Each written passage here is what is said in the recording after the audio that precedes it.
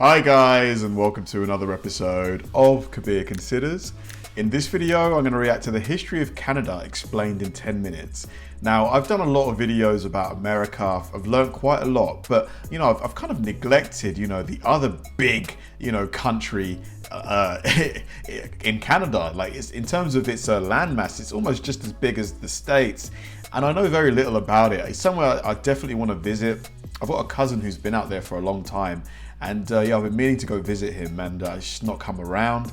But yeah, I just want to learn about the different territories. I know there's British Columbia, there's Vancouver, Toronto. I don't know what makes a territory or a city. Yeah, I just want to learn a bit more about Canada. So yeah, let's do it.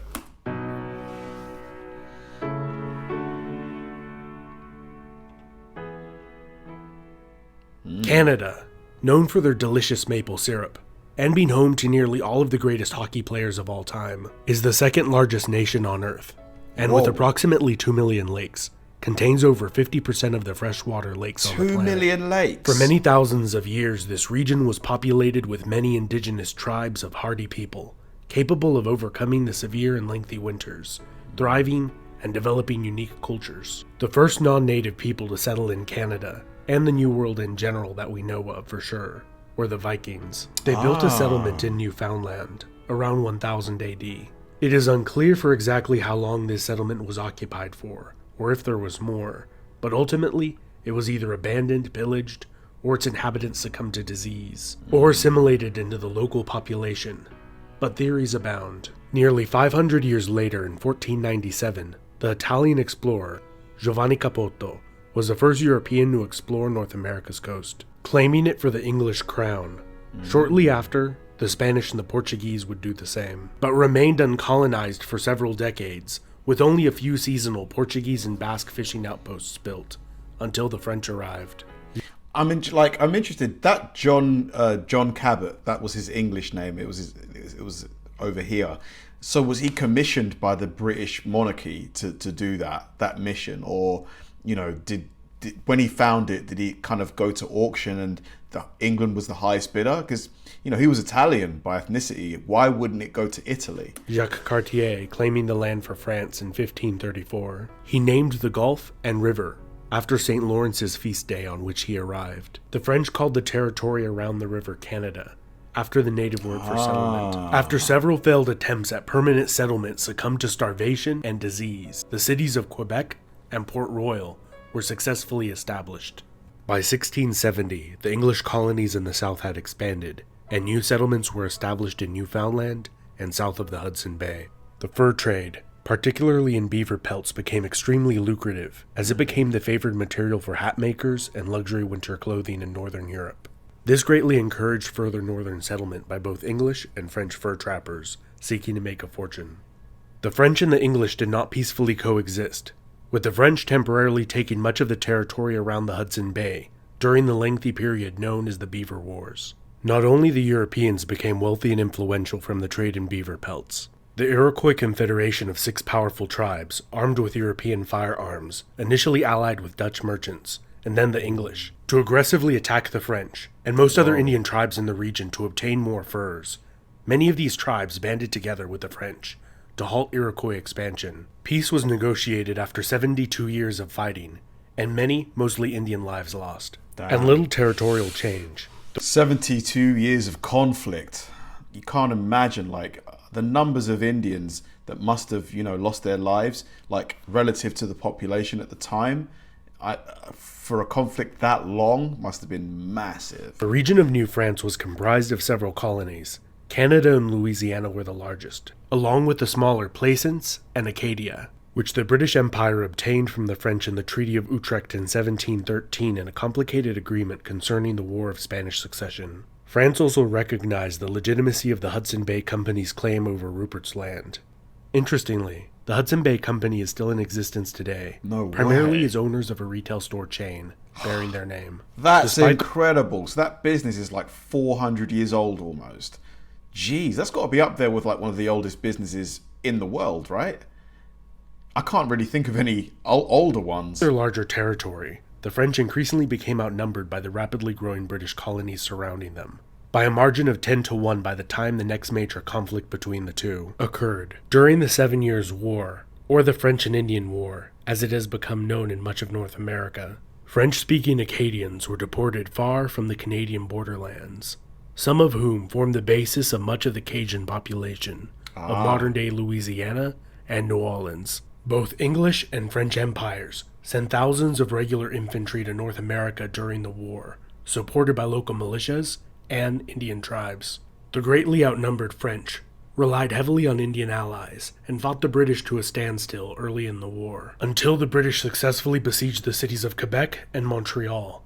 Despite the French later defeating the British in a pitched battle, they failed to retake their capital city. In the treaty that ended the war soon after, France ceded Canada to Britain, while giving Louisiana territory to her ally, Spain. It is important to note at this time much of North America's non-coastal areas were still largely unpopulated, with many of the native tribes heavily depleted through warfare and invasive diseases from which they had little immunity. With a population of approximately 3 million, the American colonies waged a successful rebellion against the British Crown. A little over a decade later, the Americans attempted and failed to take Quebec, which remained loyal to Great Britain. After the war, many British loyalists moved north into Canada. During the following War of 1812, both British and American armies launched several failed. So I'm guessing that there's got to be a lot of Canadians that have British ancestry right now.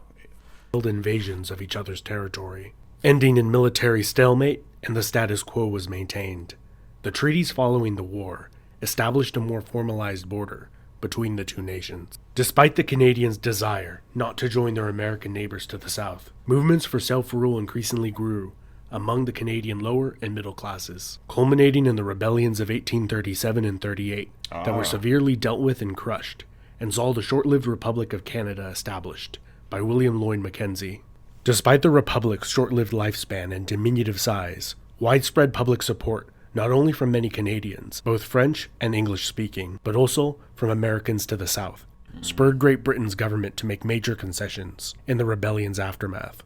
The Act of Union in 1840 united Upper and Lower Canada into the new province of Canada, and the granting of responsible government soon after allowed for a far greater degree of self-rule to be exercised by the elected representatives of the people. In 1846, why is it that, like, humans, like, why do we love to sort of just expand our territory? Like, why do we like to lay claim on places that, you know, we weren't born or we have no connection to? Is it part of human nature? Is it like greed? Is it the desire for power, for influence? Like, it's quite fascinating. Like, throughout history, we've just, you know, gone to other areas, other lands, and just, you know, conquered them, and, you know, things like that. It's just, why do we do that? Why can't we just be happy where we are? Like, disputed Oregon territory was peaceably divided between Great Britain and the United States, pretty much by drawing a straight line and giving Vancouver Island to Canada. Throughout the 19th century, a massive boom in the logging industry